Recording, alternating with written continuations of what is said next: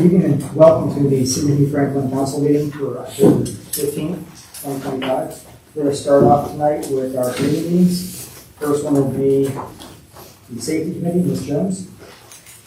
Resolution number 25R56, a resolution authorizing New Franklin to accept an FY 2024 Assistance to Firefighters grant and approving the purchase of 4 Stryker LP35 cardiac monitors and declaring that this resolution shall be effective immediately upon passage.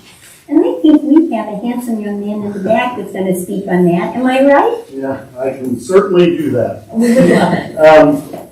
This is the FEMA grant that we apply for every year. This year we were awarded, the grant total is $203,000. It's for 4 new cardiac monitors, the newest, latest, greatest, with all the accessories that come with it.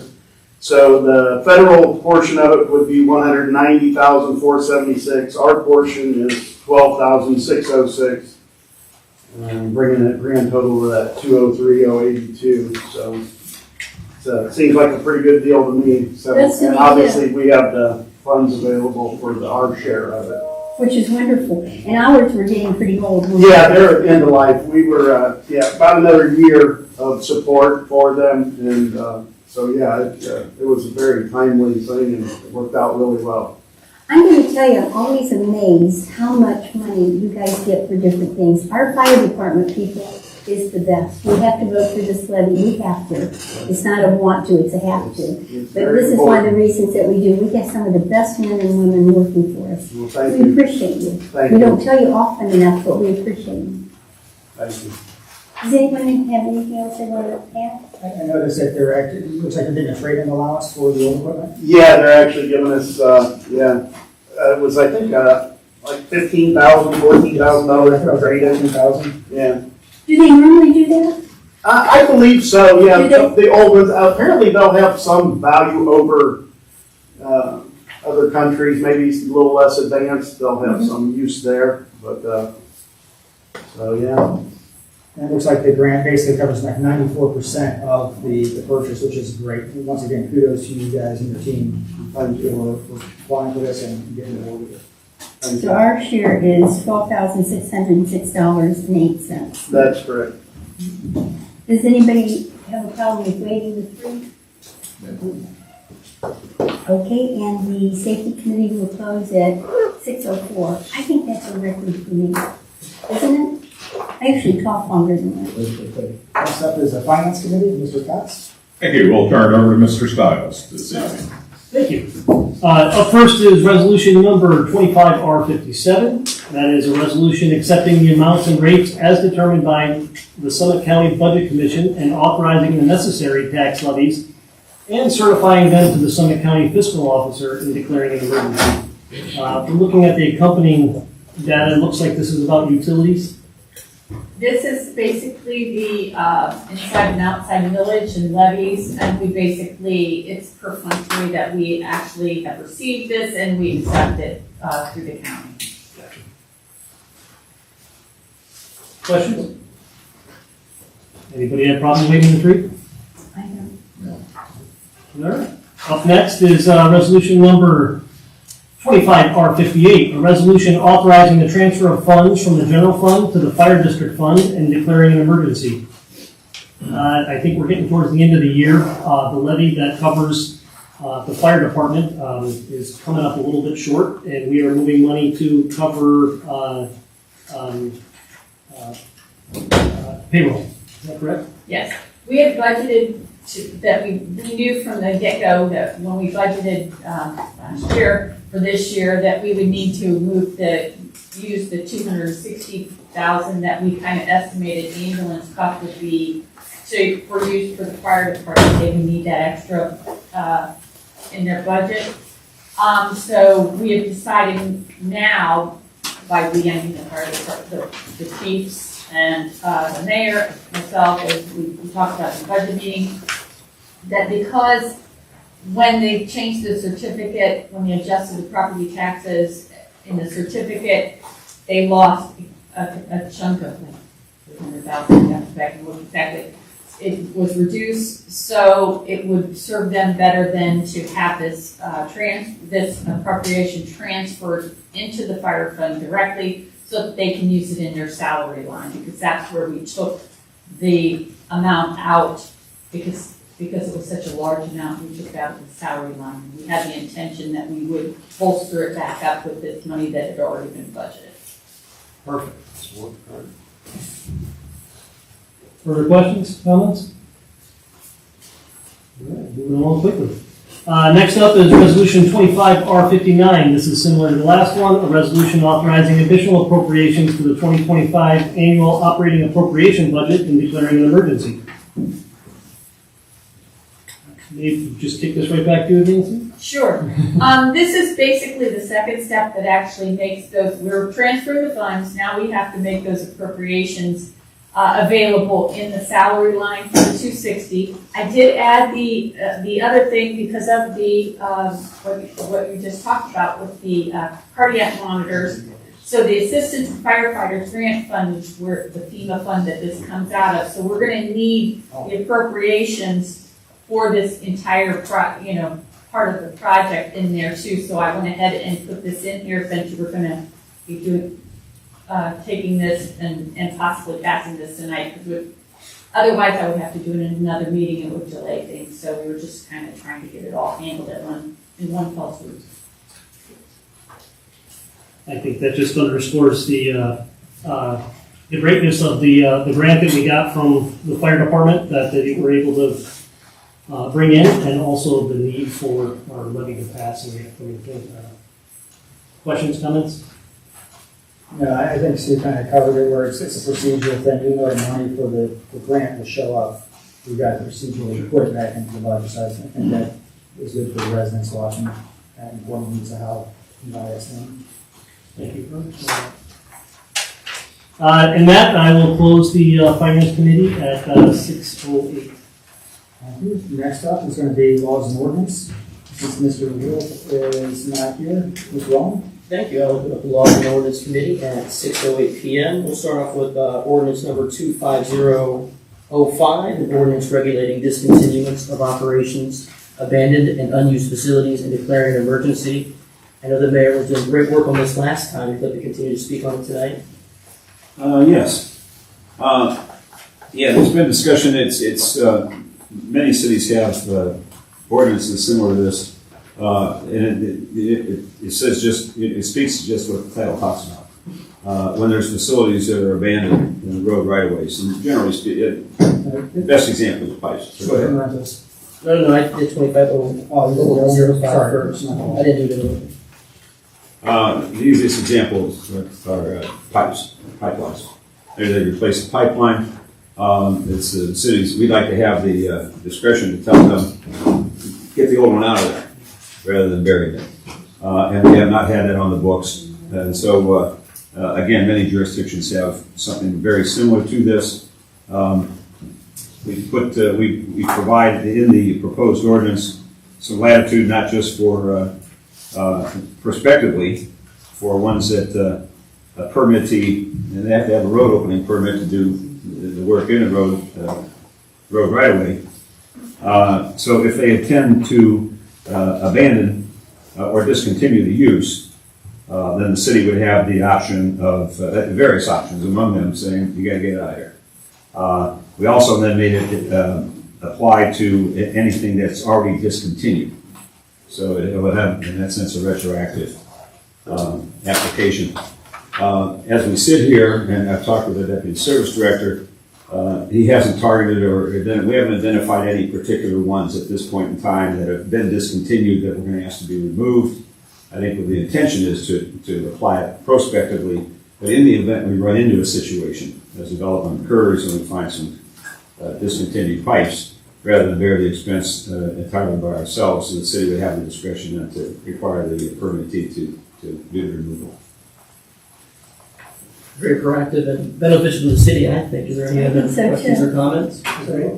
We had a resident reach out to us earlier today, just inquiring about why is this a necessity and why are we doing it and so on. And I think if she's asking, it's probably good just to state for the record that this can create issues for various city roads and properties and stuff, you have underground infrastructure that's decommissioned, abandoned. As the pipe starts to fail, you're starting to sinkholes. If this is under a road, you start getting a dip in the road. And this is not just for natural gas lines, this would be for future sewer, water lines, anything along those types of installations that could create problems for the public in the future time. I'm wondering, guys, maybe now we have more people checking these and monitoring them, and we really are on top of doing some of the newer ones. That's the reason some of the older ones would cause an issue. Am I right? Yeah, so Did I say that so you understand? yeah, and one of the other things that it becomes an issue as well, when you call in Oops to come out and mark an active gas line or a water line, they only mark the ones that are currently being used. They don't mark the old abandoned The old ones. ones. So as service or anybody else is out there doing a dig, if they hit an old abandoned line, well, now they're wasting resources. One, if they think it's a gas line, there could be some odor coming out of it, they're calling out police, fire, to close off the area, get the fire in there, make sure everything's safe. It's wasting their time. This helps clean up the process of working out in the right of ways. Sounds like it's long overdue. I'm glad we're getting it. That Good doesn't just idea, cover. Paul. That's okay, I'm just finished. That doesn't just cover underground, that's gonna be like unused lines on telephone poles and stuff like that too? Others? It'll be everything. Good idea. That brings up the point, I talked to my mother about this, and she's been doing construction work in the county for her whole life here in Summit County, and then when they're doing work, let's say like they're doing a lot in Akron right now, they'll hit like a line that isn't marked, for what Kevin Powell said is, because they don't mark out the dead abandoned lines, so they have a whole construction crew of 30 dudes out there that the city's paying for, and there's an emergency contract, and then they hit a line that isn't marked, and they have to stop everybody's gotta stop, they gotta call the surveyor to run out there, so then you wasted half a day worth of work and wages, so it's more efficient at the end of the day as well. I agree. Anything else?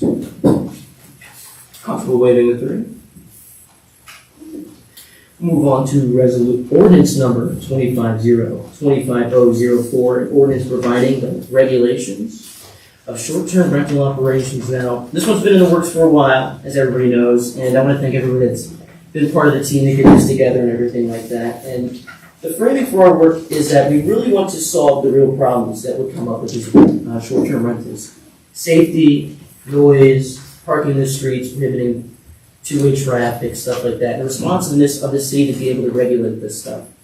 Now, I know one of the things we spoke of last council meeting, I want to talk about, is that we talk about distance locational rules. As you can see by this ordinance that I'm proposing today, is that we've removed that because they're kind of blunt. The issue is that if I tell owner A on a property that they can't do something because of owner B that's within X amount of distance from their property, that they can't do something lawful on their property because of what someone else is doing lawfully on their property, that's just firstly an overreach. And my goal here is not to make New Franklin, the city of New Franklin, overreach and tell you you can't do on your property lawfully because someone else's lawful operation on their property. It's just simply making the government too big and it's overreaching our regulatory authority, I believe. The next thing is that without the locational rules, we really struck down on the conduct. So location doesn't make a short-term rental good or bad, it's conduct that does. This regulation focuses on whether the conduct is lawful or unlawful under this ordinance. Now I will say there's a couple things like safety and fire checks that we have that I sent out to the rest of the council that don't get approved, as you can tell. So there's smoke, carbon monoxide alarms, clear egress, safety, wiring and heat, and post-emergency information is required in this ordinance. Another thing is that they have to have responsible operations, so a good amount of occupancy with occupancy requirements, parking in approved spaces, quiet hours, which is going to follow the zoning code, and then trash will be taken out, and there's going to be no commercial operations or events on these properties. The other thing is keeping these owners accountable. We'll have to require 24/7 local contact, who actually has to answer the phone, as repeated calls for service count as well against them, and escalating penalties, which we have a framework for that have fines and revocation, if not immediately, if deemed severe enough by the zoning office. Another thing is that it would be an annual permit with basic disclosures, insurance requirements for the property owner to protect the tenants and the neighbors as well. So it has a click, so it's good for keeping insurance good, and if there's an appeals path as well if it is revocated at all. So that targets the behavior of the short-term rentals, and that is what the real reason here is. Issues on behavior is bad in the neighborhood. I had some other stuff prepared. So we want to preserve property rights for compliant owners while protecting residents with clear, predictable standards of enforcement, while making sure that anybody that's not following good conduct in the neighborhood is quickly removed. And then, of course, this is not an emergency ordinance, so that we do pass it today. It has 30 days before it applies. As you can tell, I put the 60 days in the very set section 10, I believe, which requires it to go into effect after 60 days, which means it's 90 days upon passage that the short-term rental has to apply with the city of New Franklin. So they can continue to operate until that 90-day window closes, and then they'll be operating outside the windows of the regulation. So basically, it's balanced, it's practical, and it's useful, I believe. Does anybody else have any more comments about the go over, please? We'll open the floor. Yeah, I made a bunch of notes here, not a bunch, I made some notes on it. I think a lot of it covers the whole intent. Some of the things I just wanted to make comment on, we started off in section 4. I of section 4 talks about if the consent to inspect is refused, the city may seek an administrative inspection warrant. Why would we try to force our way in? Why not just deny their application or deny their permit? I agree. Instead of us trying to force our way, Yeah. what are we doing at that point? That's just, they're done. You know, they're denied. Yeah, I looked up another city's ordinance on that, and they did the forcing an administrative warrant to keep the property safe. I guess that would make sense, is that if they just deny us to even go into the property, Then they really you don't can't want to be do it. short-term rental anymore. Yeah, so instead of trying to force our way in, Yeah. yeah, I mean, that was just my thought on that. Next comment I had was in section 5, which is operational requirements. And it's just subsection C of section 5. We talk about smoke detectors shall be provided and maintained in each sleeping area of the dwelling unit. For Ohio Building Code, it should be on every floor, the common areas, and as well as the bedrooms, sleeping areas. And they should all be interconnected. They don't have to be physically hardwired interconnected. You can buy programmable ones that network together. Which section? So C, you kind of touch on both C and D. D, you're talking about carbon monoxide, C. which those should be in, on every floor. But then the actual smoke detectors, they should be in every bedroom, according to Ohio Building Code. Every bedroom plus the common area. So every bedroom, then the hallway that's adjacent to the bedrooms, and then one somewhere else on that floor. And they can be networked together if you buy the non-hardwired, the interconnected ones. Okay. On subsection F, maximum number of motor vehicles that are permitted to be parked shall not exceed the number that can be garaged on premise. So I'm assuming if there's no garage, that is null and void then for that statement. Then +2, that may park in the attached driveway. So one of the concerns I have is some driveways may not account for 2 vehicles. You know, they might try to squeeze in, get in the yards and stuff like that. So how do we address the smaller driveways in certain areas? I just don't want someone that can have 2 cars there and then end up in some yard or parking in the street. So it's got to be consistent with the site plan. If you can't physically fit 2 cars on the site plan, it would not be consistent with the site plan no more, which wouldn't be allowed. Okay. That's the last part of that. Do we have something, is there language that may go in there that could reflect back to that? Because right now I just see it's +2 that may park in the attached driveway. Is there something we put that notes, if permitted by the site plan?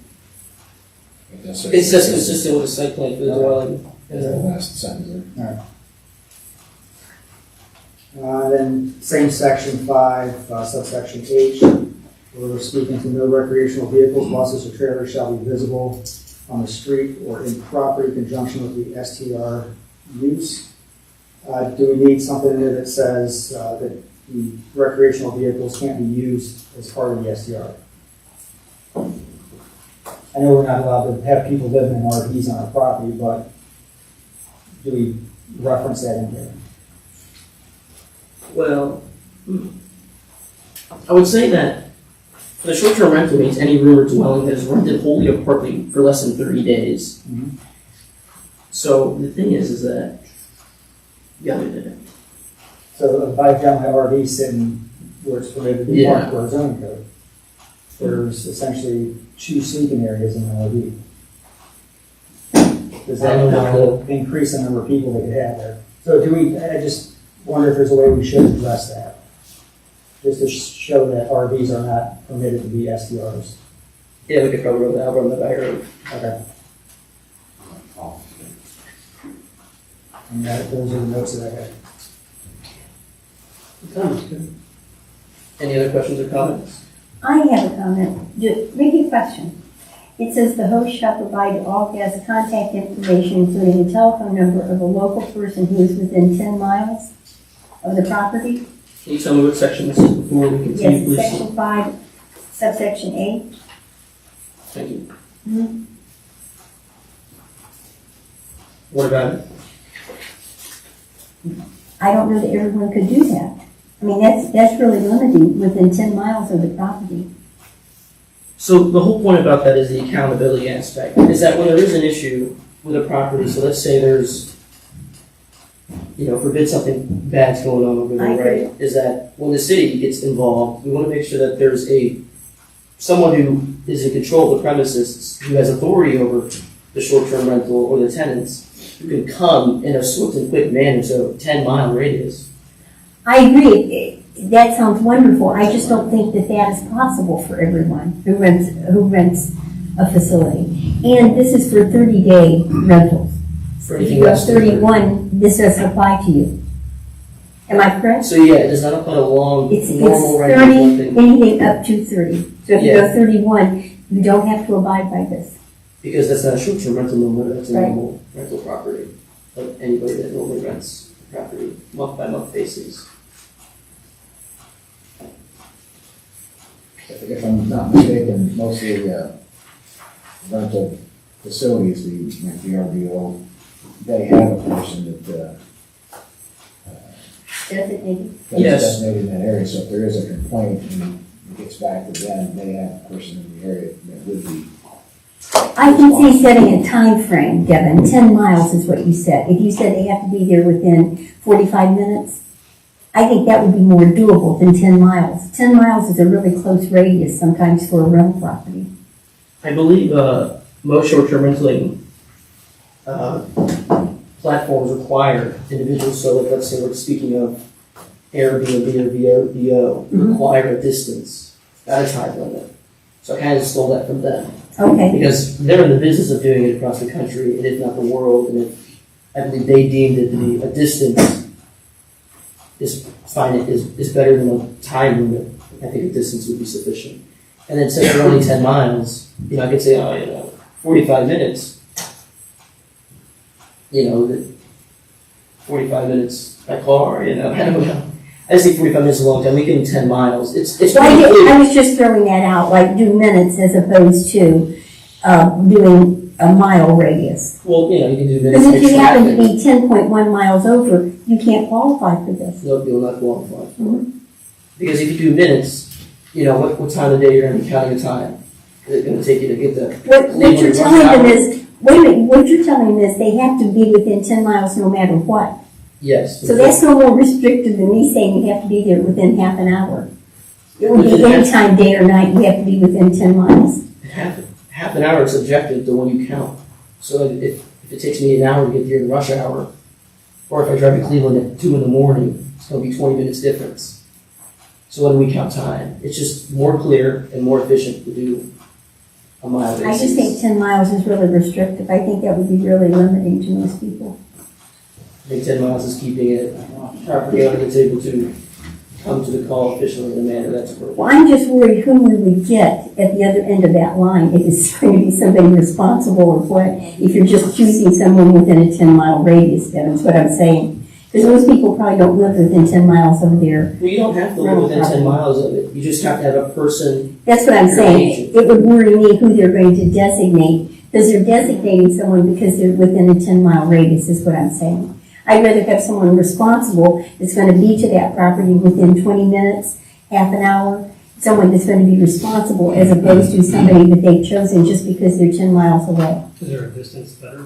I can't think of a distance, I'm just saying, I think that's gonna be hard to limit that, to find somebody, because not all of us have friends, and I think a lot of people have rental properties or have rented, and it's just hard to find somebody within a 10-mile radius of your rental properties normally. Judy, nothing stops you from putting what you would say is a bad actor agent within 45 minutes of a property either. No, it doesn't, I agree with So you. that's 10-mile radius is clear on what is set forth. And, you know, if you're gonna do a bad actor is gonna be there regardless of whether it's timed by minutes or by miles. I agree with you 100%, I think time, it would be a little bit better than miles, in my opinion. They could probably engage an agent, I would think. If I would think they you could. See what I'm saying? I mean, there's all kinds of real estate agents around, you probably would be able to find a real estate Yeah. agent who'd be happy to. I think you would too, Paul, I think you could find somebody It'd be responsible to do it. Within 10 miles, so. I'm just not sure it would be within 10 miles. There's property management firms that do long-term stuff, specifically do short-term rental stuff as well, but when we're talking about 45 minutes or 10 miles, if they're gonna have a bad actor, they're gonna have a bad actor regardless. So I agree with So you. making it 45 minutes or 10 miles isn't going to change that. Just 10 miles is just easy and clear. I just disagree with it. I really don't understand the purpose of having a local person that's located within 10 miles of the dwelling unit, the responsibility to resolve complaints regarding the condition, operation, and maintenance of the dwelling unit. It's just basically saying we need to have a phone number of a person. Doesn't matter, based on what's written here, doesn't matter where they are. It's just because there's nothing saying they have to come to the property to resolve any issues. It's just asking for a phone number of somebody.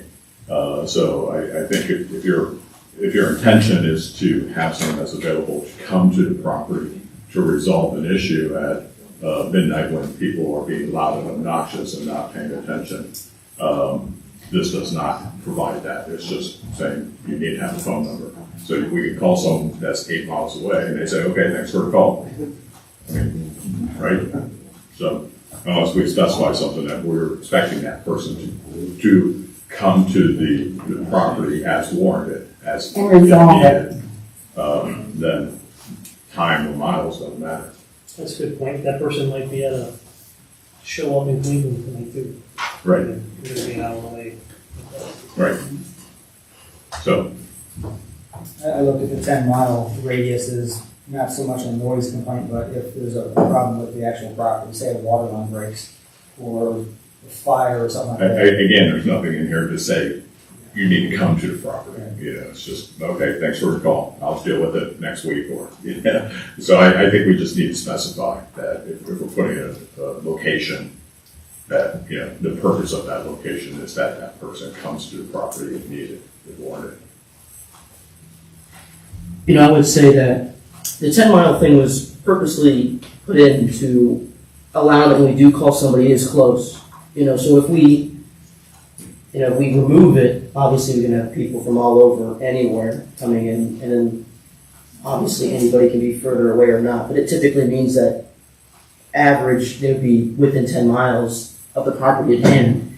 And then what was the other thing you said? I forgot. Well, I don't disagree with having someone You want responsible, someone. an enforcement system to force them to come when we call? No, not necessarily force them to come, but have the ability to come within a certain time frame. So again, you may, I can't think of all the situations, but based on the way this is written currently, it doesn't matter if they're within 10 miles or within 10,000 miles, because all we're asking for is a phone number of that person. So if we look at section 8E, corrective actions taken is a factor of the fines. So if they're I'm not, sorry. well, it's just a little niche of detail, but if they're not taking actions, if they're not taking corrective actions to our calls, which would be when we service them, that is in the penalty section to be against them under E. So in setting the amount of civil fine within the applicable range, the zoning administrator may consider the severity and duration of the violation, any prior violations, corrective actions taken.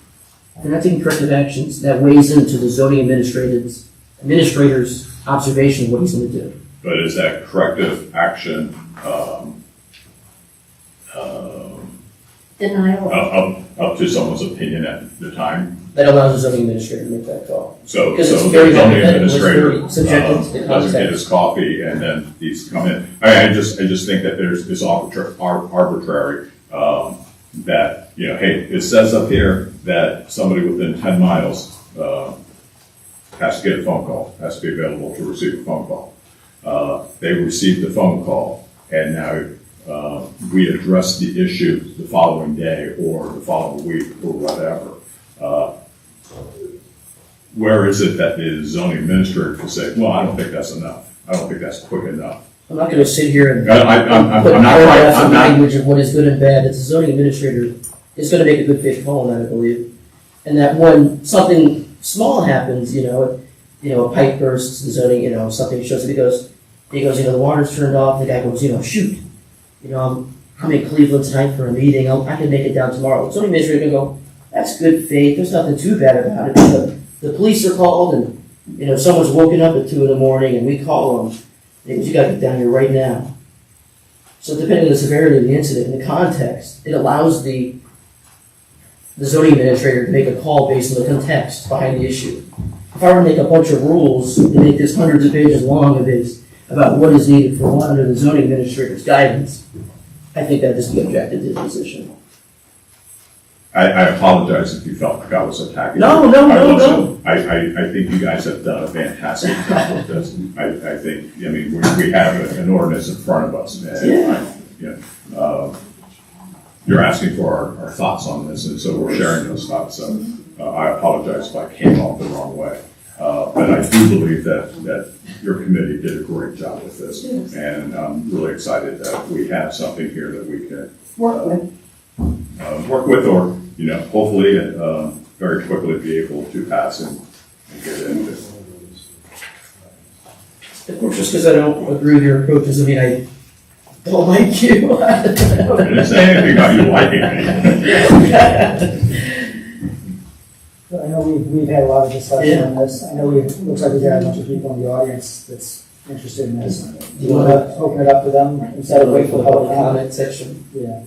Anybody would like to make comment or ask We questions? want to wait for the public comment section in the meeting or in committee session. Well, I know we are, but we allow, there are times we allow people to comment on the committee as well. As for where are you on this topic, are you okay with that? Yeah. Okay. Everyone else on? Okay. Yes, I'm fine with it. Anybody like to make any comments on this? Of course. I know this morning I showed in the agenda, it showed that this was set for emergency and then that's pulled off. Yeah, that was a mistake, just a clerical mistake. I sent it forward with no emergency verbiage at all, so. Okay, emergency. If you saw the old, yeah, the only thing the emergency Supposed to language. go through 3 readings, right? No, emergency does not mean it has to go through 3 readings. Council can still waive the 3 readings on a 3/4 majority vote. The emergency statute makes it, so when we pass the resolution, it goes into effect immediately instead of waiting 30 days. I hope the council will allow the 3 readings to go. But, I have a clarification question on there before you start the clock on you, Mr. Powell. So section 5M.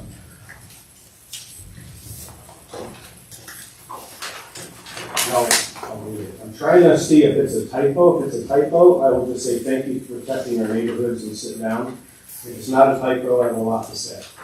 So section 5M reads, nothing in this ordinance authorizes short-term rentals in zoning districts where residential dwellings use is not permitted. And issuance of an SDR permit does not cure zoning conformity. My question is the not accurate? Or are you not allowing these rentals in SDRs in residential districts? You have a dwelling unit in a residential district? Are you allowing these SDRs in residential? Yeah, so this resolution, what 5M means is that so in anywhere you can't have a residential property, you can't have a short-term rental here. So getting a permit for that does not change the non-conformity standard for that. Well, that's what I was worried about. So therefore, currently residential dwellings are not permitted in B2, I1, and I2, which is heavy commercial, light industrial, and manufacturing and storage. So you are protecting the owners in the commercial and industrial districts from having these SDRs adversely affect them, but not the residential neighborhoods. I don't know how a short-term rental would adversely affect any people in those zoning areas, but where we have those zoning areas, It seems like you're trying to protect those properties and not protecting us in residential. citizens of New Franklin. So anyway, I just had that observation, but I'm glad you have their backs. But the two items that were in last month's draft that you mentioned, that they're the most important items to the citizens, is the high-density houses, 25 feet, whether it's 25 between houses, and not having multiple SDRs within 300 feet. You talked about the residential, but why do you want to allow whole neighborhoods to be having SDRs across the whole neighborhood like ours? Mr. Hoffman, I want people to do stuff with their property on their property. I don't want to limit what people can do on their property, and if they're committing bad conduct and badly hurting the neighborhood, they can have a short-term rental.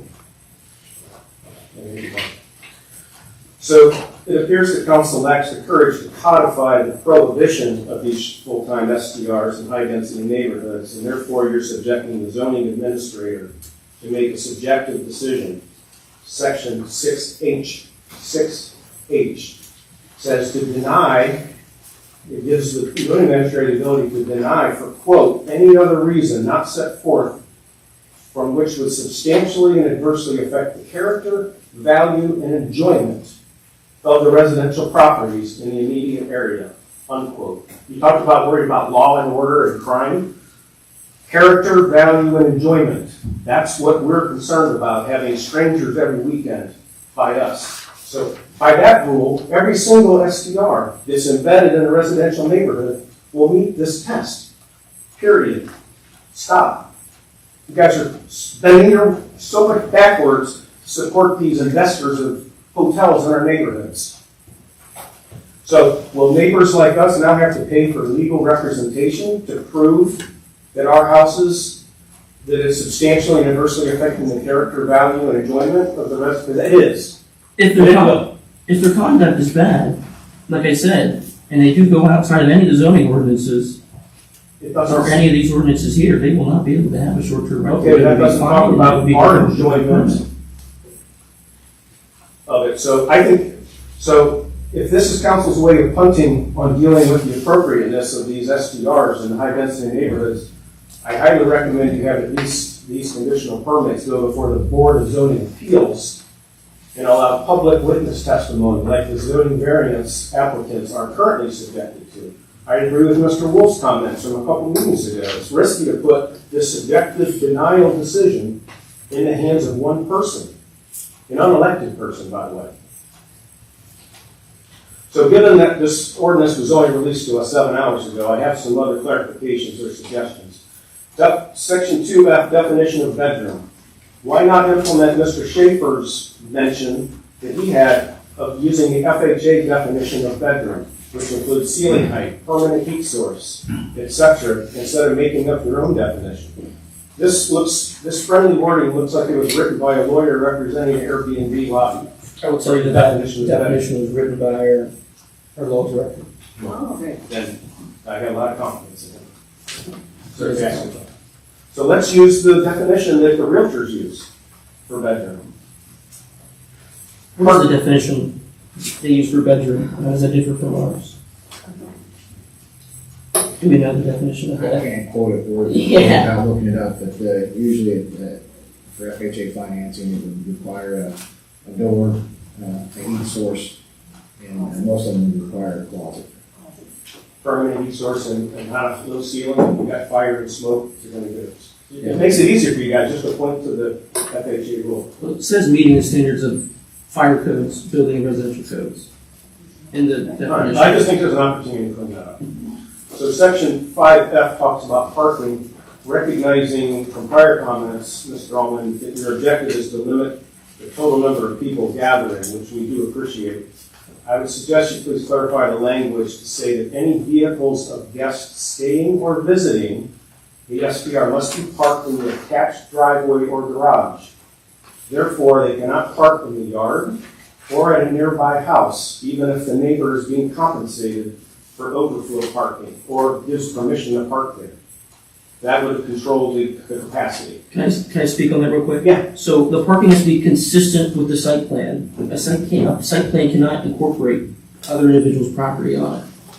So you can only park within the site plan, and the site plan is only We the have property. people parking at this SDR that are parking at the neighbors' overflow parking. If this ordinance passes, they can't do that. We even have a sign that says Hotel hotel parking. guest parking. It says hotel parking. Well, yeah, that's currently what it is, but Okay. we're trying to regulate that. So then section 5J, you talked about no parties. Am I right then that a house that officially has 2 bedrooms,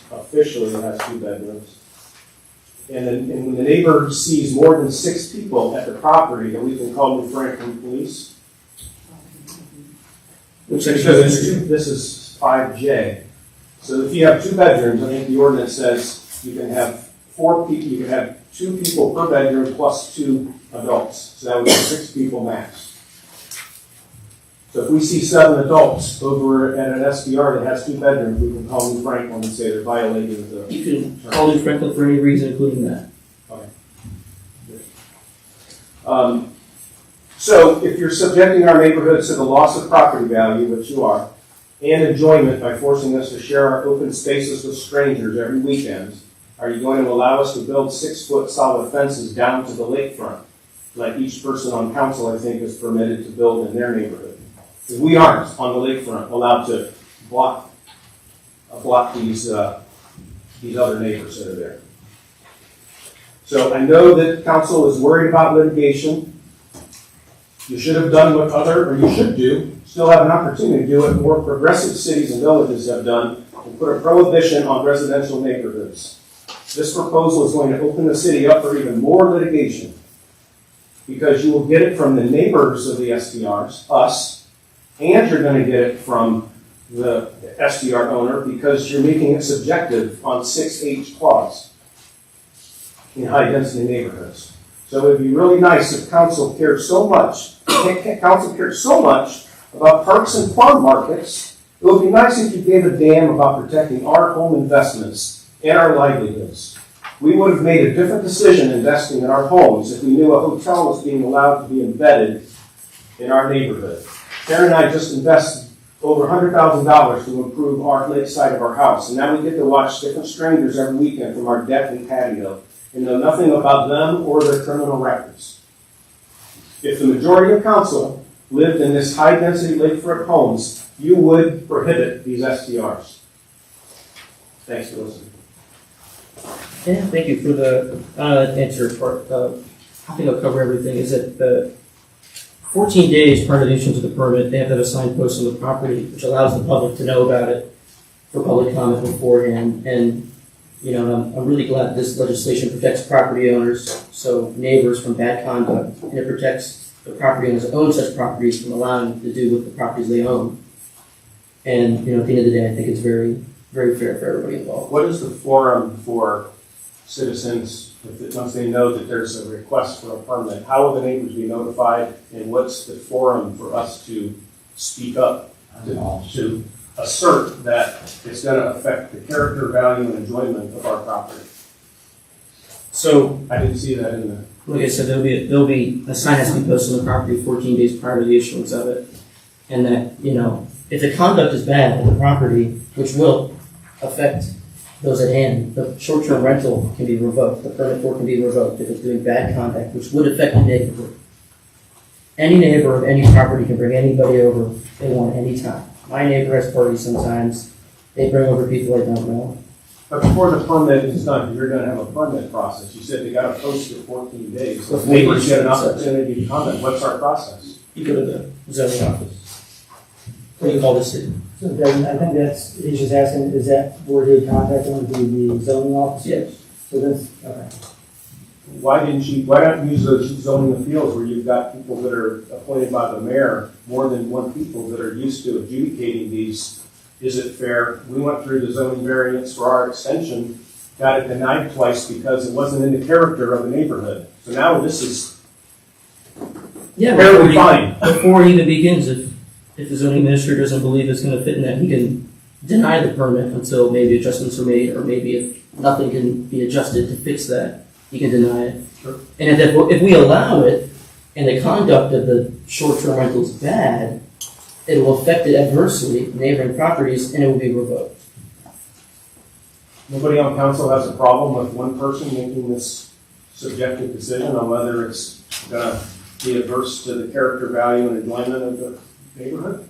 Well, I don't believe we're going to actually move on this tonight, because one of the authors of this is not here. But I think there's going to probably be some additional discussion on this as well. Yeah. So, I mean, like I said, this is your first look at it. Yeah. So I appreciate your comments and everything. But, Okay. Yeah, we have a couple things to clean up with the smoke detectors and see our stuff, and I'm thankful that you're so passionate about it. I believe that a person who's legally running a short-term rental with good conduct that is not adversely affecting their neighbors should be able to do that if they're not doing anything We wrong. can open up an auto repair garage in our neighborhood too, then, 'cause that's a commercial property. I'll open it up to others. Thanks for listening. Any other questions? Comment? These are, you guys are looking at this wrong. You guys are looking at this as a residential property. It is a short-term rental, which is a hotel.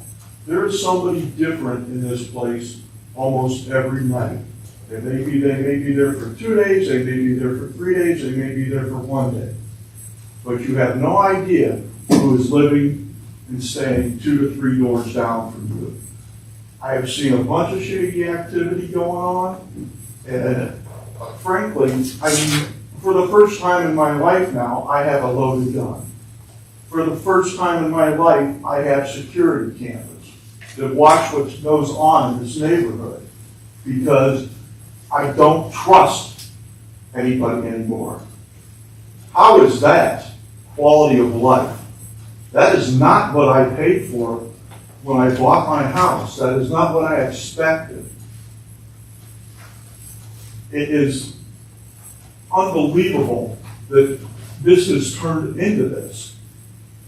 And for you guys not to do anything about it and to say that it's okay to have multiple short-term rentals right next door to each other, how would any of you people feel if on either side of you there was a short-term rental and you had no idea who was staying there from night to night, whether they have a criminal record, whether they are, you just don't know.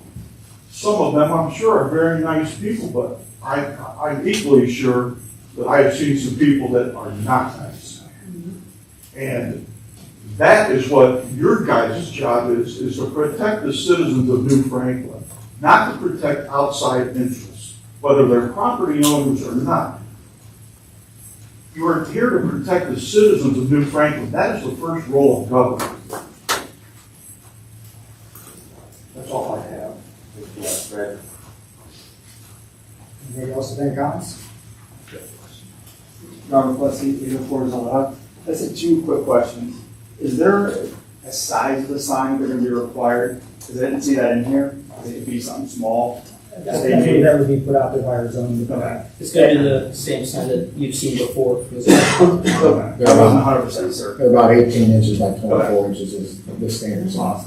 And then to piggyback on something you was talking about with the 14 days, would there be anything that we could put in there that send a certified letter to the neighbors, letting them know the possibility, not saying the city would have to, but the person wanting to do the SDR, and then they would be required to turn those in the end of the permit process as a possibility, so that way they know all the neighbors were notified. We can look at that. Anybody else have any comments?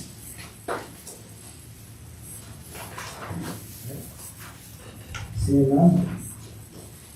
I guess I'll close my committee at 6:50 p.m. The Law and Orders Committee.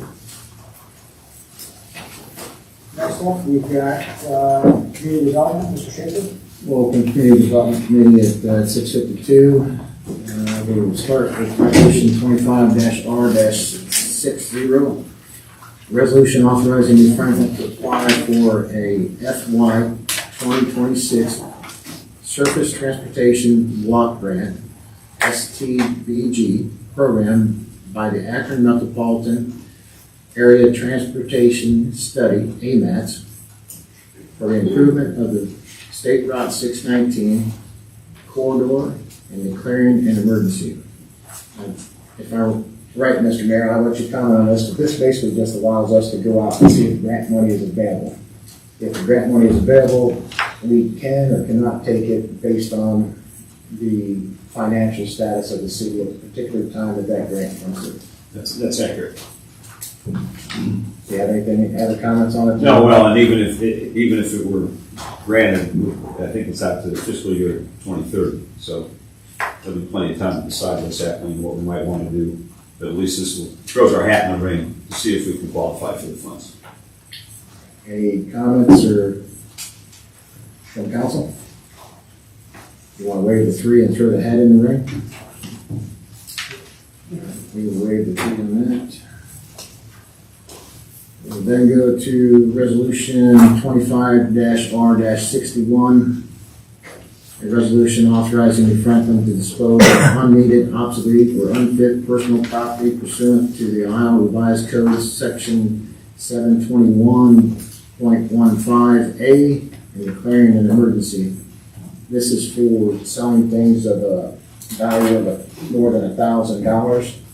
It just allows us to advertise them for more than 2 weeks, but less than 4 weeks. Is there anything that we're looking to get rid of right now? Is that where?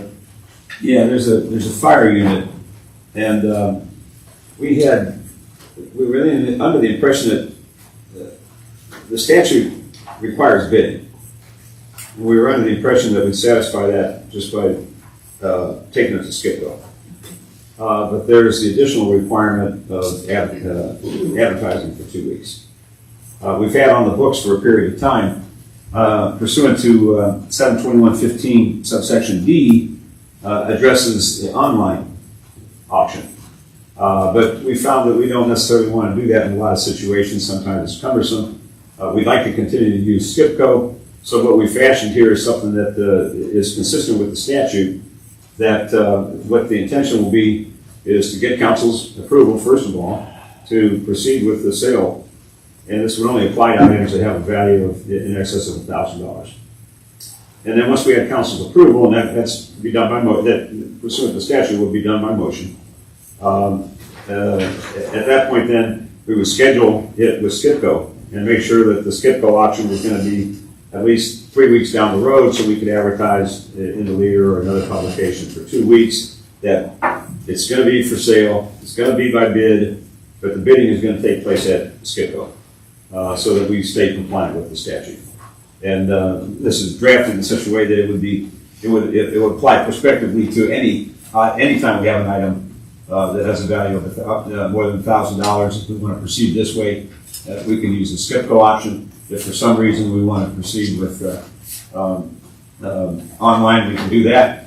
Or I think we did one time, at least when I was here, I think we did a big auction over at the service garage. And so that also would be compliant. We would just advertise it and do it there. So. It's not urgent, but it's a housekeeping kind of resolution. Any comments from council? Waive the 3. We have lastly a second reading of resolution 25-R-55. Resolution approving a developer performance and maintenance agreement with Atkins PLX Holdings LLC for public improvements in tax increment financing districts 1 and 2 and declaring an emergency. Would you like to speak on this, Mayor? Yeah, this is, and Attorney Butterworth was with us 2 weeks ago.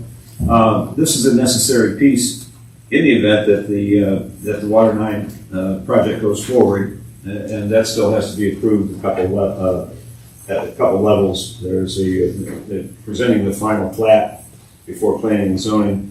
I want to say a week from tomorrow.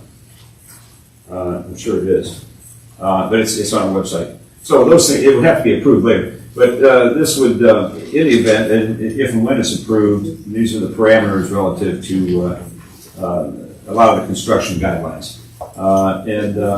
Mr. Powell forwarded a number of pertinent questions to Attorney Butterworth, and I've reviewed his answers, and they seem to make sense to me. I talked to Attorney Butterworth. He said he would be here tonight if necessary. I said, well, let me see how council feels. If you need him here, we can get him here again in 2 weeks. If you're comfortable with the responses that you received, this would be, you could proceed with approval. It sets the guidelines, and a lot of it is pro forma stuff.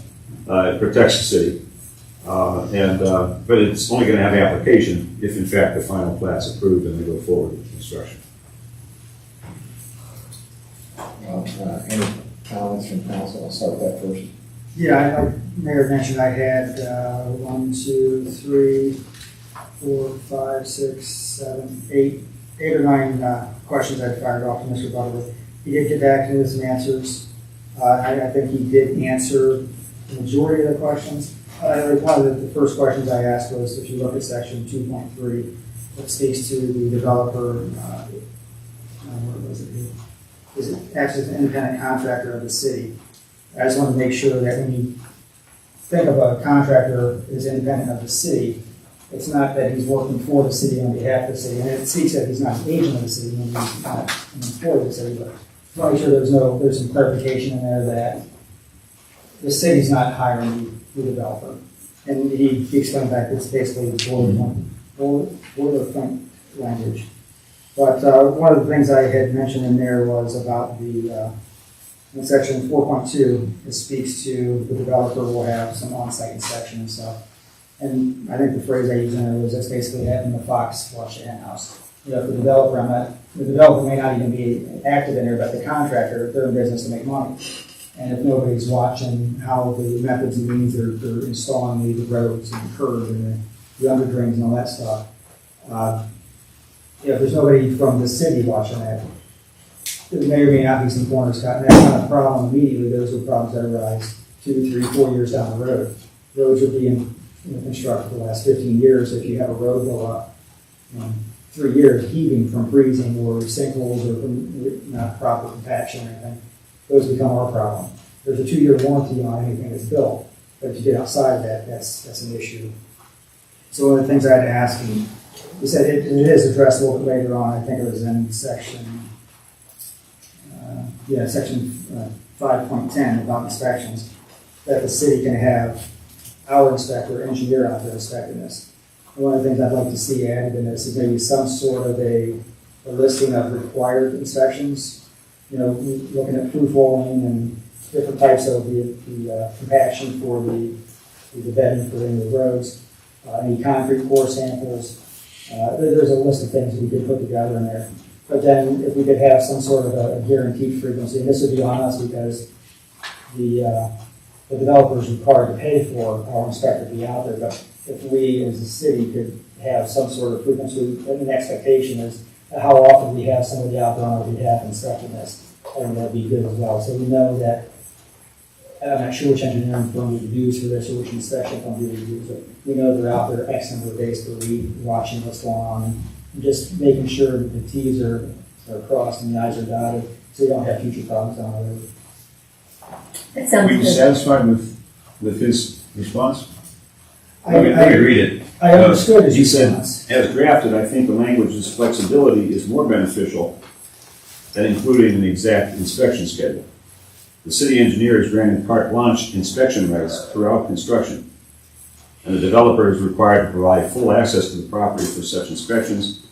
The city engineer can set out their own schedule, but it'd be premature to put it in this document as we don't know exactly what we're going to want. So the agreement does provide full authority for the city engineer to require whatever inspection schedule that we want to require. Right. So would we hire an inspection firm to do this, or would we use our engineer, or? I suppose it depends on the project. I don't know if we'd be looking for a construction engineer on the entire project, or if it's something. There's a chance on a project this size we might want to, but we call the shots on it. Right. But I guess my concern is this isn't something that we typically do here. Right. I mean, you don't know what you don't know. And I would just want to make sure that we vetted this in advance. Maybe it's a discussion with our engineer firm as to what type of inspection should we require. And I suppose it's gonna depend on the project. right, well, we know what this project's going to be. Okay. So we're obviously we're not inspecting the houses, that's on the county, but the infrastructure that's going to become ours.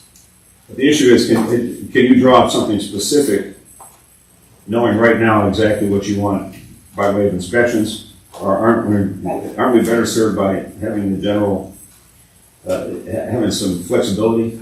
The one thing I'm quite certain, no matter who's sitting in that office, they're gonna make sure what we have done, make sure we got competent, capable people, doing inspections. We've had virtually every project we have, so many of them involve, that we do RFPs and when we screen, and we get recommendations on construction engineering, construction inspection. So there's experience in that regard with the service department, with the administration. I'm pretty comfortable that the city would put in place the inspection that protects the city's interests without trying to detail a specific one to this project, but that's my thoughts. I have a question, if you don't mind. We went and talked, and I think Kevin, you went with me when I went over to talk to the gentleman about the TIF and Green Yes. to get a little bit more information.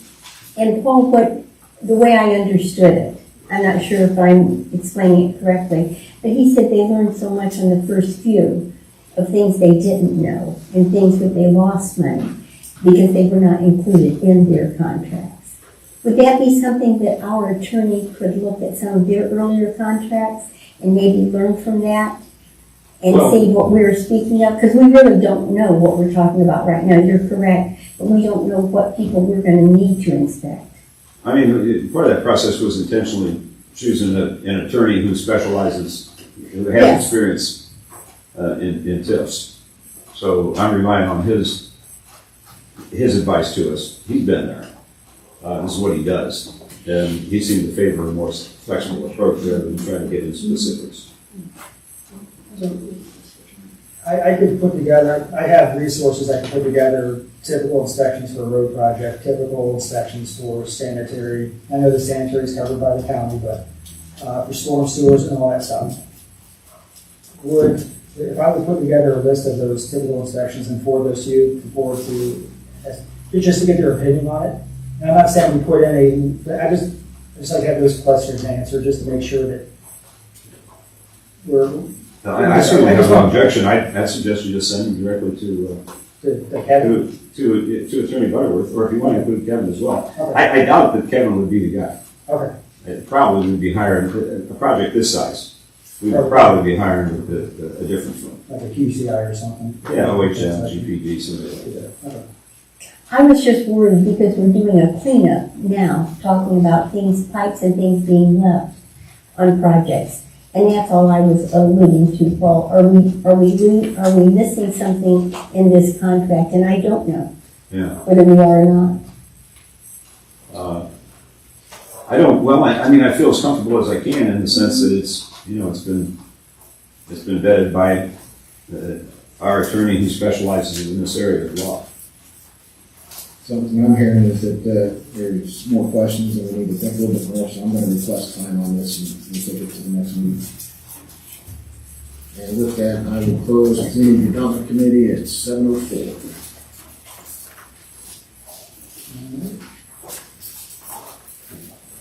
Leave that to our committees. While we're on that one, if you have additional questions, I'm going to suggest you direct them to Attorney Butterworth. And then please let us know, him and I, if you'd like him to be at the next meeting. Or if he's answered all your questions and there's no reason to ask him to be there, even though we're not paying for him, the other side is, but still. So give us a heads up, maybe, end of the week before, like we do with legislation, if you're going to ask him to be there. Please. With that, I'll call to order the City of East Lansing Council meeting. Please join me in the pledge of allegiance. I pledge allegiance to the flag of the United States of America and to the republic for which it stands, one nation, under God, indivisible, with liberty and justice for all. Kelly, would you call roll, please? Mr. Cox? Mr. Schaefer? Present. Mrs. Jones? Present. Mr. Powell? Present. Mr. Stiles? Present. Mr. Almond? Present. Do I have a motion to accept the regularly scheduled meeting minutes from October 1st, 2025? I'll make the motion. Second. There's a first and a second, Kelly? Mr. Schaefer? Yes. Mrs. Jones? Yes. Mr. Powell? Yes. Mr. Stiles? Yes. Mr. Almond? Yes. Mr. Cox? Yes. Passes. The approval of the financials for September 2025. I'll make the motion. You have not I don't recall received, seeing them. yeah, you have not received them Okay. yet because our county assistant is on vacation, she's coming back tomorrow. She has a couple receipts that she has to finish doing. I've done all the other stuff around that, so that's why you don't have, So I didn't miss it, you just had that. you didn't miss Okay. Right, so we'll push that off to the the next. next meeting.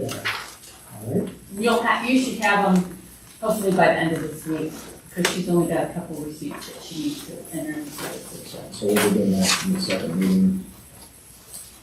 You want to do it in the second meeting Do or? you want to do it in the next meeting or the second meeting? Or no? It doesn't matter to me, whatever, because hopefully we'll be doing two at that point. Yes. Yeah, let's just do it in the second meeting. That's September fine. and Yeah. October. It's fine. Is that okay? So we'll do Oh, it yeah, that's fine. second meeting in November? It's fine for me. And next up is public comment. If you have anything you'd like to discuss, please address it to council. There's your name and address. You have 4 minutes. Okay. Seeing none, for the public comments. We got our first reading. You look, Kelly, 25R56. A resolution authorizing New Franklin to accept a fiscal year 2024 Assistance to Firefighters grant and approving the purchase of 4 Stryker LP35 cardiac monitors and declaring that this resolution shall be effective immediately upon passage. Thank you, Kelly. I'd like to make a motion to waive the 3 readings. Second. There's a first and a second. Mr. Powell? Yes. Mr. Stiles? Yes. Mr. Almond? Yes. Mr. Cox? Yes. Mr. Schaefer? Yes. Mrs. Jones? Yes. I'd like to make a motion to pass resolution 25R56. Second. Do you have a first and a second, Kelly? Mr. Powell? Yes. Mr. Stiles? Yes. Mr. Almond? Yes. Mr. Cox? Yes. Mr. Schaefer? Yes. Mrs. Jones? Resolution passes 6-0. Resolution 25R57, Kelly? A resolution accepting the amounts and rates as determined by the Summit County Budget Commission and authorizing the necessary tax levies and certifying them to the Summit County Fiscal Officer and declaring an emergency. Thank you, Kelly. I'd like to make a motion to waive the 3 on resolution 25R57. Second. Have a first and a second? Mr. Stiles? Yes. Mr. Almond? Yes. Mr. Cox? Yes. Mr. Schaefer? Yes. Mrs. Jones? Yes. Mr. Powell? Yes. I'd like to make a motion to accept resolution 25R57. Second. We have a first and a second? Mr. Stiles? Yes. Mr. Almond? Yes. Mr. Cox? Yes. Mr. Schaefer? Yes. Mrs. Jones? Yes. Mr. Powell? Yes. Resolution passes 6-0. Resolution 25R58, Kelly? A resolution authorizing the transfer of funds from the general fund to the fire district fund and declaring an emergency. This resolution is also in front of the finance committee. I'd like to make a motion to waive the 3. First and a second? Mr. Almond? Yes. Mr. Cox? Yes. Mr. Schaefer? Yes. Mrs. Jones? Yes. Mr. Powell? Yes. Mr. Stiles? Yes. I'd like to make a motion to adopt 25R58. Second. First and a second? Mr. Almond? Yes. Mr. Cox? Yes. Mr. Schaefer? Yes. Mrs. Jones? Yes. Mr. Powell? Yes. Mr. Stiles? Yes. Resolution passes 6-0. Resolution 25R59. A resolution authorizing additional appropriations to the 2025 annual operating appropriation budget and declaring an emergency. This is the final resolution tonight from the Finance Committee. I'd like to make a motion to waive the fee for 25R59. Second? First and a second. Mr. Almond? Yes. Mr. Cox? Yes. Mr. Schaefer? Yes. Mrs. Jones? Yes. Mr. Powell? Yes. Mr. Stiles? Yes. I'd like to make a motion to adopt 25R59. First and a second. Mr. Almond? Yes. Mr. Cox? Yes. Mr. Schaefer? Yes. Mrs. Jones? Mr. Powell? Yes. Mr. Stiles? Yes. Resolution passes 6-0. Ordinance 25004. An ordinance providing for the regulation of short-term rental operations. This ordinance was assigned to the Laws and Ordinance Committee. I ask for time. Time is requested, time is granted. Excuse me. Got a comment on this one. Surprisingly, to myself. And not to prolong the conversation, but I'm going to check with our law director. There's a wide range of options for the city. And one is to have, as we've had, no regulation whatsoever. Or if we think these things are going to be here, then we likely should adopt some regulations. And I am aware there are other communities that have decided to try to ban them altogether. I have concerns about whether that would work. But I'm going to check with the law director relative to what the law director thinks are the risks of that approach, just so everything's on the table. Good. That's a good idea, Paul. I'll ask him to put something together prior to the next meeting.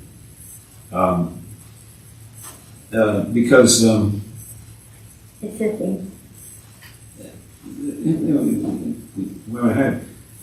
I'm not sure I want it next to me. Right. You wouldn't. That is the issue. I'm talking. I'm sorry. I apologize. I don't mean to be rude. I apologize. I don't want to get us all out of order. So forgive me. I didn't mean to be rude. But I'm just telling. I'm just saying. And if I was on close quarters, I would be concerned. So I get it. I mean, I've practiced law for 40 years. There's a lot of competing interests here, and that, it's by the same token, there's probably some really good people out there that have the perfect place for this. And, if it's legal, why should it be restricted? So I don't want to go on a long tear, but I'm listening, I'm hearing it. I sat up here and I thought, I don't know if I want it next to me. But having said that, not in my backyard is not always a good answer. There's a whole lot of people who don't want to see the water line happen because it's in their backyard. But on the other hand, it's going to bring a lot of good to the city in terms of revenue down the road and extending it. I don't want to have that happen. So anyway, I'm going to check with the law director. I don't know if I've asked him that specific question. He's indicated in the past that these types of ordinances are troublesome, no matter what you do with them. But and I apologize. This is total respect for all the hard work you guys have done on this. So I'll get an answer on that just so you have everything in front of you, and I'll try to get an opinion from him prior to the next meeting. Apologize again, man. I shouldn't have probably said that. I apologize. So recap on 25004, we're at grant time. Yes. All right, 25R60 then? A resolution authorizing New Franklin to apply for a fiscal year 2026 Surface Transportation Block Grant programmed by the Akron Metropolitan Area Transportation Study for improvements to the State Route 619 corridor and declaring an emergency. This was brought before the Community Development Committee. I'd like to make a motion to waive the three on Resolution 25-R-60. Second. First and a second? Mr. Schaefer? Yes. Mrs. Jones? Yes. Mr. Powell? Yes. Mr. Stiles? Yes. Mr. Almond? Yes. Mr. Cox? Yes. I'd like to make a motion to adopt Resolution 25-R-60. Second. We have a first and a second? Mr. Schaefer? Yes. Mrs. Jones? Yes. Mr. Powell? Yes. Mr. Stiles? Yes. Mr. Almond? Yes. Mr. Cox? Yes. Resolution passes 6-0. Next up is Resolution 25R61. A resolution authorizing New Franklin to dispose of unneeded, obsolete, or unfit personal property pursuant to Ohio Revised Code Section 721.15A and declaring an emergency. This was also before Community Development Committee. I'd like to make a motion to waive the 3 on Resolution 25-R-61. Second? We have a first and a second? Mrs. Jones? Yes. Mr. Powell? Yes. Mr. Stiles? Yes. Mr. Almond? Yes. Mr. Cox? Yes. Mr. Schaefer? Yes. I'd like to make a motion to adopt Resolution 25-R-61. Second. We have a first and a second? Mrs. Jones? Yes. Mr. Powell? Yes. Mr. Stiles? Yes. Mr. Almond? Yes. Mr. Cox? Yes. Mr. Schaefer? Yes. Resolution passes 6-0. Ordinance 25005. One. An ordinance regulating discontinuance of operations, abandoned and unused facilities, and declaring an emergency. This ordinance was under the Laws and Ordinance Committee. I move to waive the 3 readings. Second. We have a first and a second? Mr. Powell? Yes. Mr. Stiles? Yes. Mr. Almond? Yes. Mr. Cox? Yes. Mr. Schaefer? Yes. Mrs. Jones? Yes. I move to adopt ordinance number 25-005. Second? First and a second? I'm sorry, who was the second? Judy. Judy. Mr. Powell? Yes. Mr. Stiles? Yes. Mr. Almond? Yes. Mr. Cox? Yes. Mr. Schaefer? Yes. Mrs. Jones? Yes. Ordinance passes 6-0. We've got 25R55. A resolution approving a developer performance and maintenance agreement with Adkins PLX Holdings LLC for public improvements in tax increment financing districts 1 and 2 and declaring an emergency. This also was brought before Community Development Committee, and I'd like to ask for time on Resolution 25-R-55. Time is requested and time is granted. Next up is our mayor's report. Our favorite part of the Let me wait there for a minute. Oktoberfest, big success. If you went there, you missed a great time. We quit, I don't know, there was 1,000 people there by 4 o'clock and it went till 6. And that didn't count all the people that came by boat, and really showcased what a wonderful venue that is when I think about it. When I say about people coming by boat, it's just, it's joyful just to sit down there. That beautiful seawall. We used to have one dock that took your life in hand walking out on it. Now that's a really nice dock, and then we've got all the courtesy docks as well. So anyway, thanks to all that made that happen, and it was a big success. ODNR Visitor Center, the ribbon cutting was last Friday. It was well attended. Congresswoman Sykes was there, and she was instrumental in about $1 million that brought the water over to that center.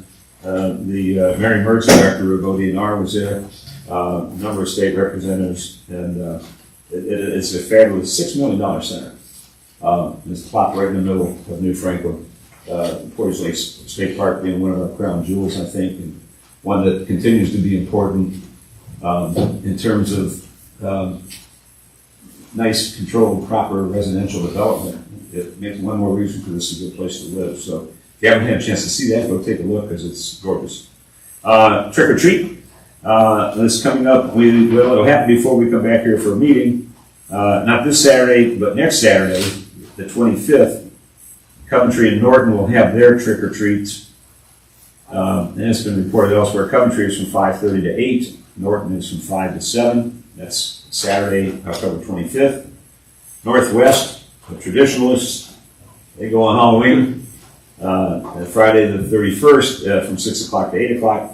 And then a day later, Manchester School District does theirs on Saturday, November 1st from 4 o'clock to 7 o'clock. So the gremlins will be out there. Those probably make some sense and get them out there in the daylight. All right. I heard from Dan Rice, who's the head of the Ohio and Erie Canalway Coalition, and George Eby, who works with them. They previously provided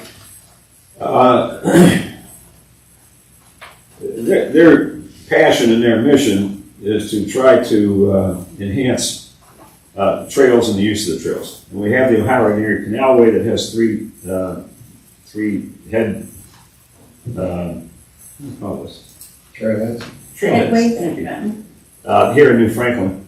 And they've, well, in this year, that thing extends all the way up to Cleveland. They did an extension now that goes over into Goodyear Heights.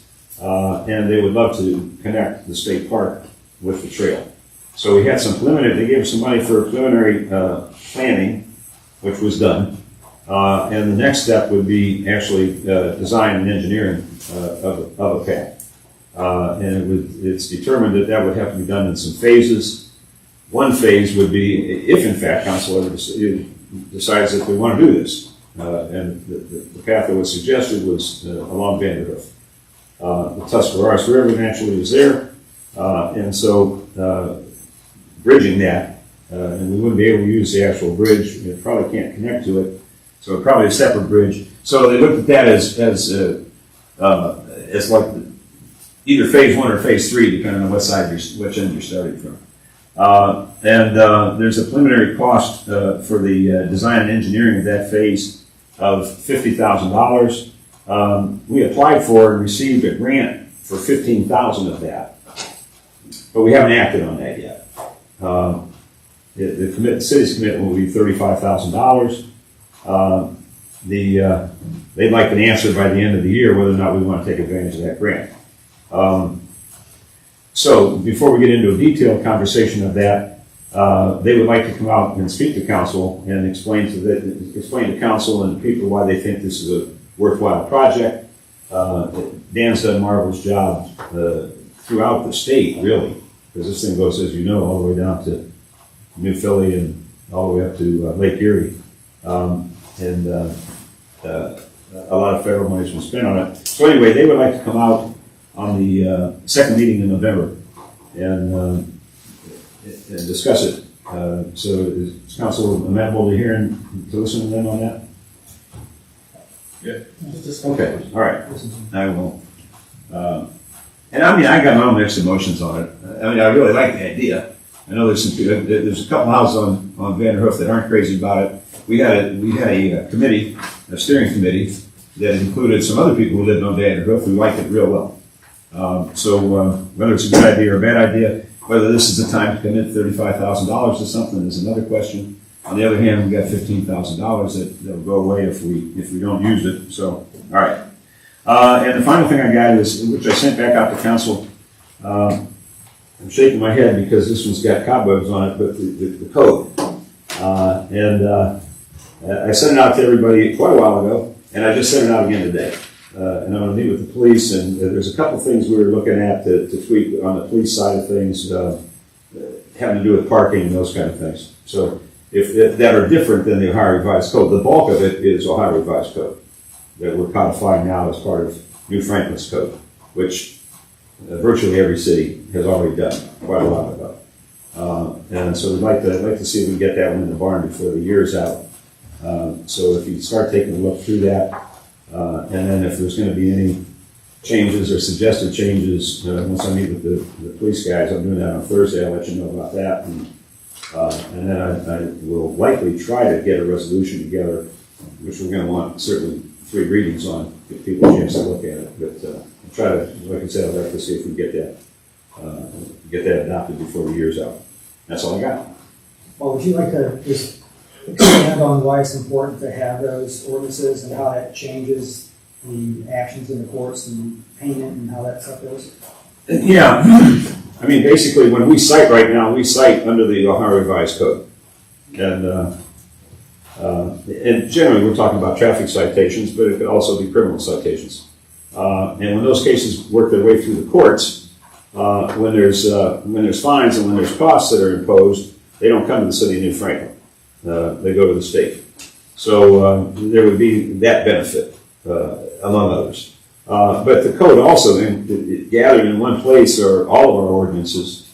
It's just, as it relates to the zoning code, our tax code, it's all in one place. It's online. It's you can reach it and see it, and it makes sense to have that in a combined fashion. But from the standpoint of the courts, and we've talked with the clerk quite a while ago, and they said, well, they don't care.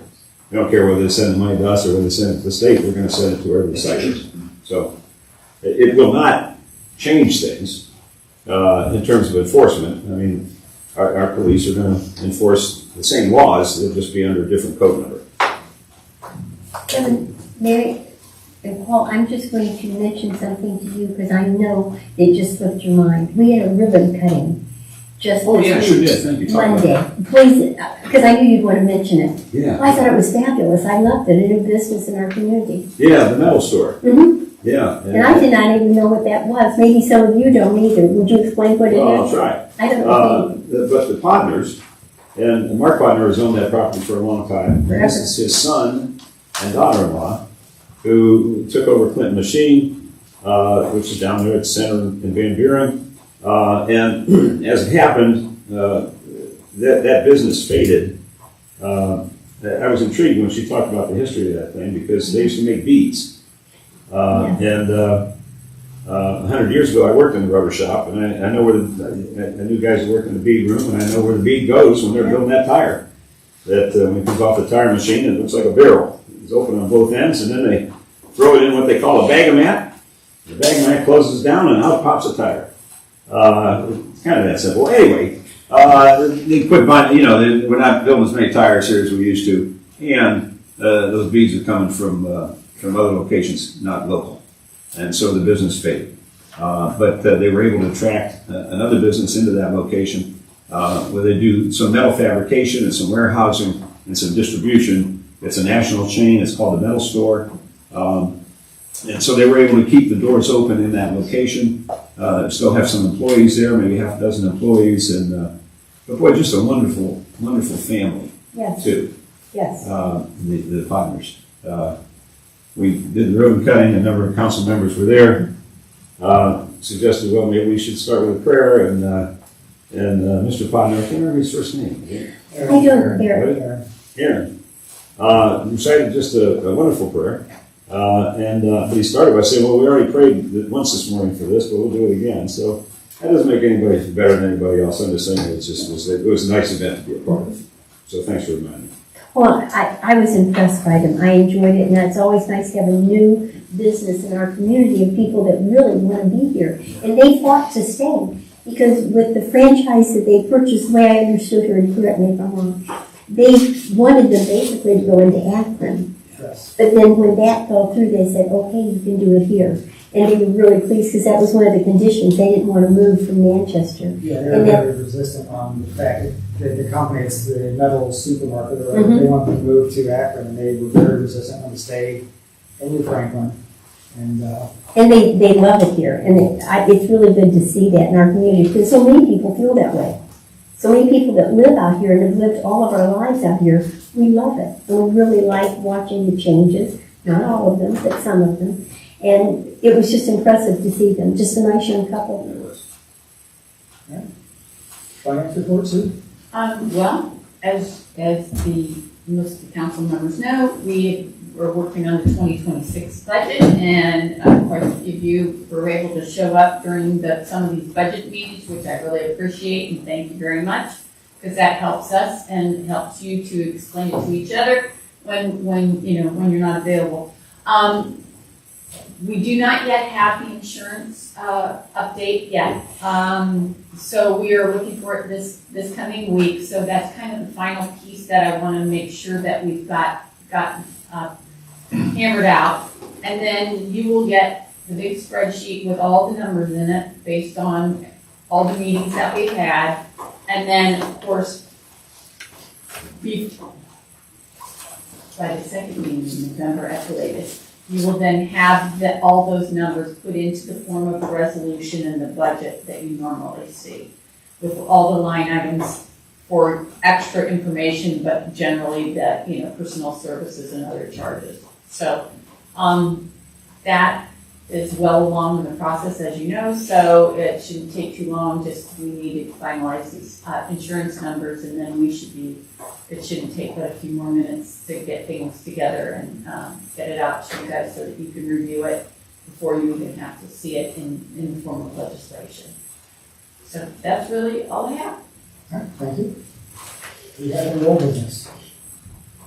I want to mention the fire department. We really, I can't say this enough, we really need the levy this year. Your fire department, we depend upon them so much for fire and EMS. We do need your help this year. We need that vote. Thank you. Anybody else with any old business? I want to touch back on the Tudor House event. Can't explain how much that was just a successful event. That was probably the best one ever we've had. I was speaking with some of the folks from the German, the Akron German Family Society, and they were telling me how this is their favorite event of all the ones they attended. So it had to do with the setting, the people that come out, and the food and beverage trucks that we had there. So they were very pleased with that. Another thing, I'd like to just talk about Matt Hicks for a second. And this guy shows up every event we have, or at least he's at events with his tractor and does the hayride stuff. And it's such a generous thing that he does there. I don't know how to thank him enough for that, but he's just constantly running the tractors, those people getting on and off, and it's something he takes pride in. It's obvious. But just thank you for those efforts. And I should mention that Grace Church worked with us on that. They've had their own Oktoberfest in the past, and rather than do that, they asked if they could join ours, and so they brought a number of volunteers with them. Matt has always pulled double duty, but so he did it again, start to finish, top to bottom. So we're probably going to get a second tractor next year because we have people waiting an hour for these day rides. Adults and children. Yeah. I mean, Yeah. they were all there. They really loved it. Yeah. But the entire day, he's just running that Yeah. back and forth, no nonstop. I had some awesome popcorn there for me. I had a couple birds to prove it to. I think I'd know by now, wouldn't you? Any other old business? Any new business? I'd like to mention that starting October 25th, leaf drop-off begins. We do this every year. We get funding to have our service department there collecting, and it will go until the first weekend in December. So leaves, twigs, don't bring railroad ties. We're not doing that. No commercials, but just homeowners must be resident of New Franklin. That starts on the 25th of October. And then we also have the electronic recycling happening here, November 1st. That'll be Saturday morning from 8 to 12, 9 to 12, something like that. So they do a great job with it. You can bring your computers, and if you'd like, you can watch them destroy the hard drive. A lot of people are concerned about recycling their computers and their information getting out, but they do a quality job of destroying it. I mean, literally destroying it, so it can't be read. Electronics, there'll be information posted on the website. There already is information there as far as what would be collected and what's not allowed. So. Thanks for that, Jim. Just to piggyback on that, show up early because that gets to be a busy event where I've seen cars lined up waiting to drop off electronics. And what is the date on that? November 1st, Thank you. Saturday. One of the things I wanted to mention, November 4th, voting. If you guys do early voting, the Board of Elections has moved. They're no longer down on Grant Street. They're on East Talmadge Avenue. It's going to be 1050 East Talmadge Avenue. You can go to their site, which is doe.ohio.gov, to find the hours of the early voting because it changes from day to day. It does change from day to day? It does. I did not know that. You go to their schedule, it gives you the schedule for the month and which day you want to go. It shows the hours of operation there. And then the polls are open from 6:30 a.m. to 7:30 p.m. That's all I have there. Any other new business? All right, seeing none. Going to our second round of public comments. Anything that you have questions or concerns on from something you've heard at tonight's meeting? Mr. House, can you repeat that brush leaf pickup? Do they, in the neighborhood, you gotta drop it off? You take it to the service department on Hampshire Road. What's the time frame? It changes, but it's mostly in the morning on Saturdays, from 8 to 12 or 9 to 1. I think the first one is 8 to 12, and then the rest of them are 9 to 1 or something along those lines. Is that on the website? Yes, it is on the website. And in, advertised in the paper.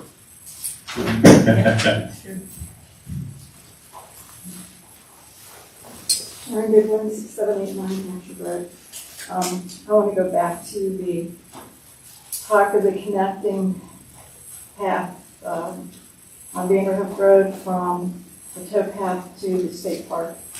I'd just like to respectfully remind the mayor and council that when this came up, I don't know, a number of meetings ago, probably during the summer, there were a number of people that spoke, one meeting, probably two at least, totally against this. Didn't hear anybody in favor of it. And talking to people afterwards, they had commented, they had sent emails. This is a bad idea. It's a bad road to have that on. There's big ditches. People don't want bikers in their front yards. Some people have small yards. And I was wondering if there's a way of contacting Mr. Rice. I can get that information. Sure. Yeah, if you Google the Ohio and Erie Canalway, you'll find him. But I'll try to remember to send you a link. Thank you. Any other public comment? Just real brief, Mr. Mayor, I just forwarded an email to you from the offer from Midfield Heights Council President that's offered for the law director to speak on on how they defended or haven't had litigation on prohibiting short-term rentals.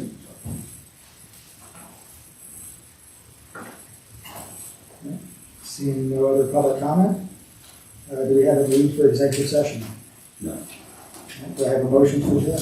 I'll make a motion. Second. First and second, John? Mr. Cox? Yes. Mr. Schaefer? Yes. Mrs. Jones? Yes. Mr. Powell? Yes. Mr. Stiles? Yes. Mr. Almond? Yes. Join us for our next meeting, November 5th, 6 p.m. Thank you. Sorry about that. That was a knee-jerk response. We can do that all along, we jumped in, I don't know why I picked on you. I get it.